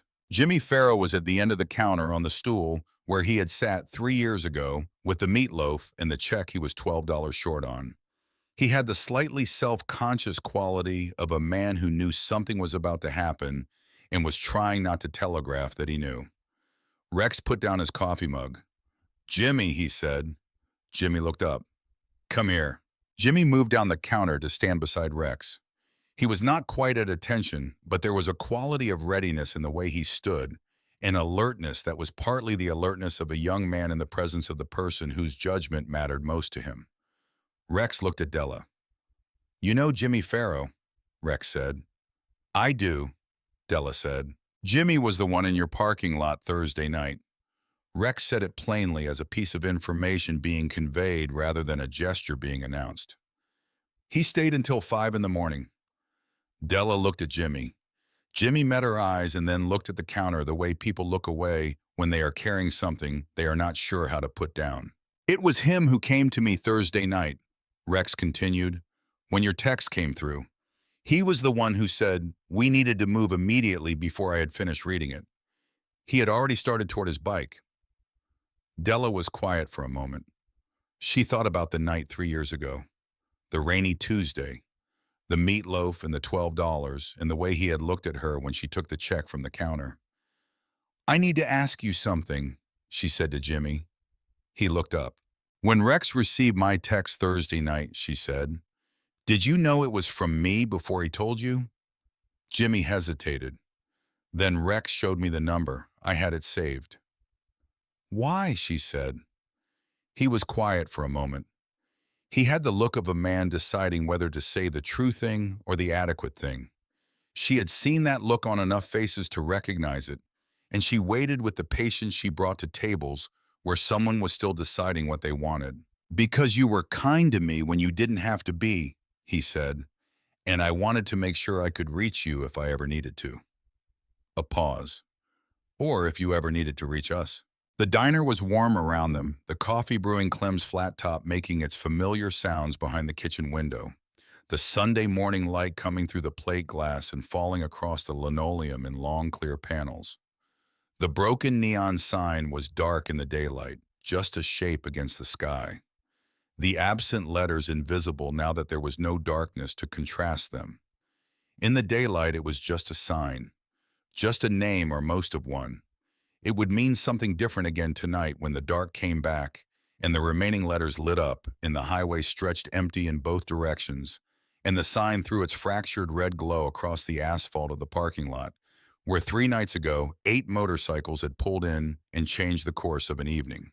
Della looked at Jimmy Farrow. She thought about the architecture of the past 3 years, the invisible structure of small decisions and ordinary decencies.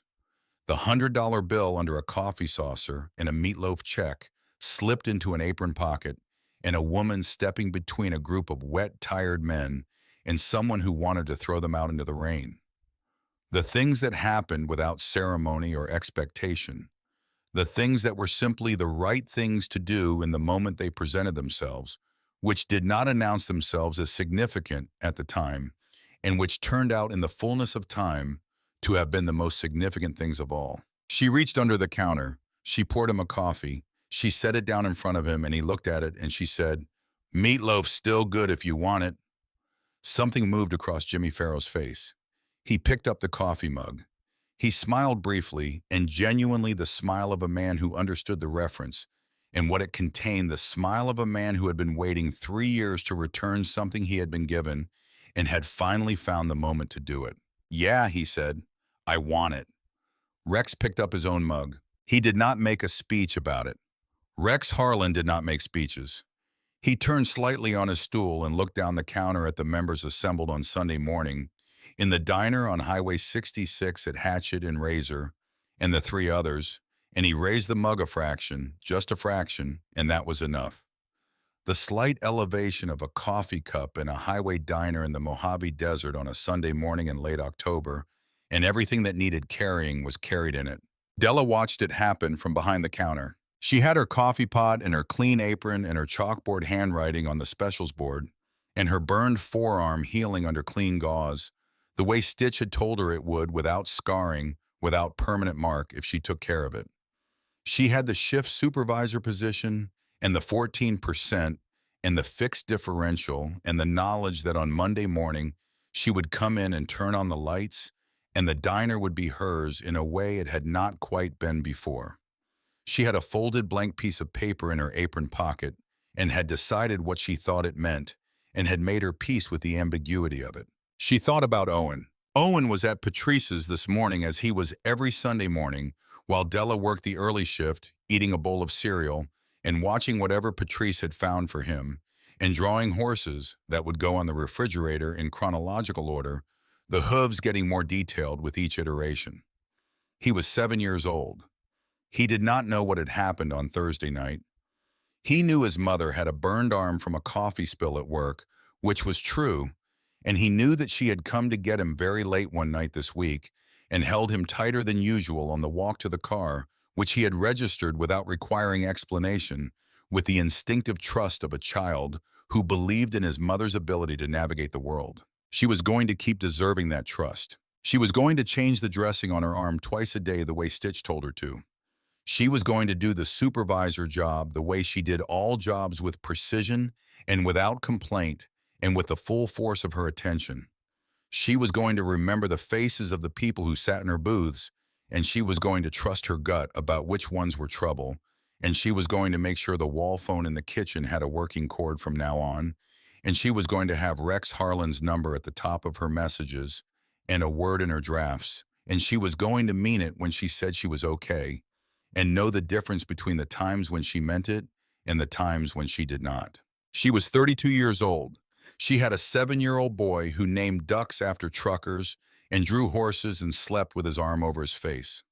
She had a diner on Highway 66 where the sign was still broken and the coffee was still good, and the Sunday morning still belonged to the men who had chosen by some combination of character and circumstance, and the invisible arithmetic of small kindnesses compounded over time to make it their place. She was not afraid. The morning light moved across the linoleum floor of the ironwood skillet, the way morning light moved every Sunday in long, clean panels from the east-facing windows, crossing the counter, and the coffee mugs, and the faces of the men who sat along the stools and outside on Highway 66. The desert stretched in both directions under the enormous California sky, and the broken neon sign was dark and quiet above the door. And from the kitchen came the sound of Clem's flat top, and the smell of eggs, and the low, tuneless humming of a man who had been cooking short order in the Mojave his entire life, and found still after all of it that the mornings were worth humming about. Della filled the mugs. She kept the coffee coming. She did not look at the clock.